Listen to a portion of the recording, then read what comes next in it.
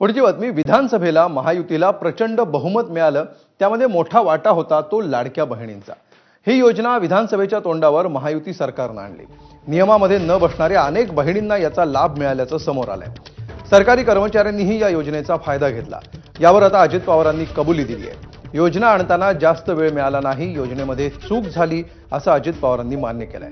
मात्र आता अर्थमंत्र्यांनी ही कबुली दिली असली तरी देखील ज्या अपात्र बहिणींनी याचा फायदा घेतला, ज्यामुळे राज्याच्या तिजोरीवर आणखी भार पडला, त्याची भरपाई कोण देणार असा सवाल उपस्थित होतोय।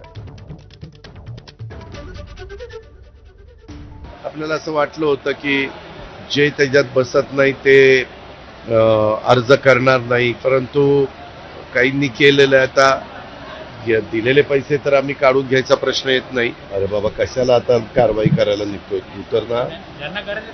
अरे मान्य आहे ना, चुकलं त्याच्यामध्ये। आता त्यांनी नको होतं करायला। राजीनामा द्या। अर्थ खात्यातून हा घोटाळा झालेला आहे। पैसे कोणी दिले? या राज्याचे पैसे लुटले कोणी? या राज्याचे पैसे तुम्ही लुटू दिलेत। लाडक्या बहिणींनी नाही तर लाडक्या भावांनी नावं बदलून महिलांची आपली स्वतःची नावं बदलून हा लाभ घेतलेला आहे, हजारो कोटी रुपयांचा।